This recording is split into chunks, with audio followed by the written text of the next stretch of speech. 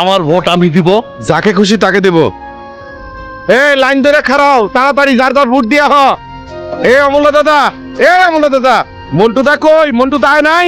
দাদা দোকান বন্ধ করে বৌদিরে নিয়ে আসতেছে। এই বৌদিরা তাড়াতাড়ি ভোট দিয়ে বাইর যাও। কে রে গঙ্গারাম, কত তেমন ছিল না, ভোট কেন্দ্র যাইনি কে?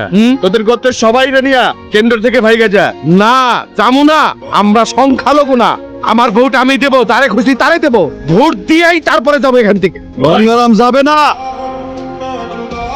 গঙ্গারাম ভোট চলবে। আগাও সামনে। স্যার, আমি কাউন্সিলর হিসেবে সর্বোচ্চ ভোট পেয়ে জয়লাভ করেছি।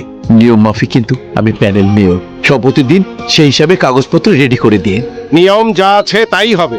আমার কাছে কোনো অনিয়ম প্রশ্রয় পাবে না। জি জি। আরে স্যারে মালা দে। দে না।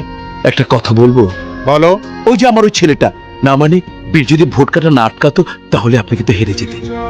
ভোট পেয়েছি গঙ্গারামের সম্প্রদায়ের লোকেরা ভোট দিয়েছে বলে। গঙ্গারাম হিন্দু সম্প্রদায়ের মধ্যে একজন দুঃসাহসী ছেলে। এখানে বীরের নাম আসলো কেন? স্যার, বীর না থাকলে আপনি কিন্তু তার বিরুদ্ধে মামলা হয়েছে, আমি চাই সে শাস্তি পাক। দারোগা সাহেব, নির্বাচনে মারামারি হলো, মামলা করলাম, আসামি ধরলেন না।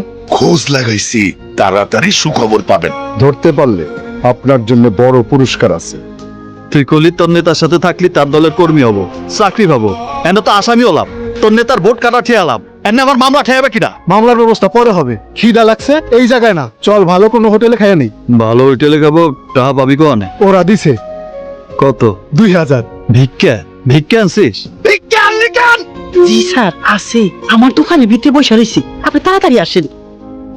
এই কানবি না, যাবাক ওটি আনতে। আসসালামু আলাইকুম। ওয়ালাইকুম আসসালাম।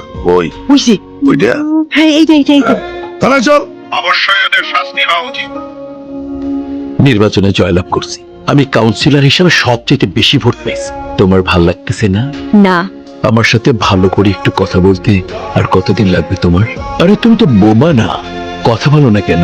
মুখ খোলো, কথা বলো। 1 মাস হয়ে গেল তোমাকে এনেছি, কিছুই তো বলো না। তবে তোমাকে অনেক ভালোবাসি হেনু।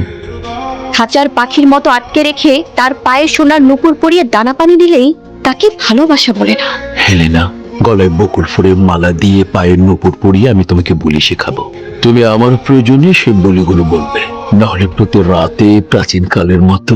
বাবা, তুমি বুঝতে চেষ্টা করো, ভাইয়াকে পুলিশ ধরে নিয়ে গেছে এবং তাকে খুব মেরেছে। শুনেছি তাকে যখন কোর্টে নিয়ে যাচ্ছিল সে নাকি দাঁড়াতে পারছিল না।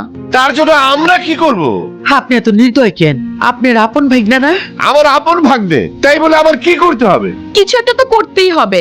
তুমি চেষ্টা করে তাকে জামিন করাও, তারপর তার এই জায়গাটা তাকে ফেরত দাও। তোমাকে মা মাইয়ার কথা শুনা এই জায়গা ফেরত দিয়া আমি ফকির হই? যাও এখান থেকে। আমি শেষ কথা বলে দিলাম, আমার সাথে আর কোনো কথা বলবো না।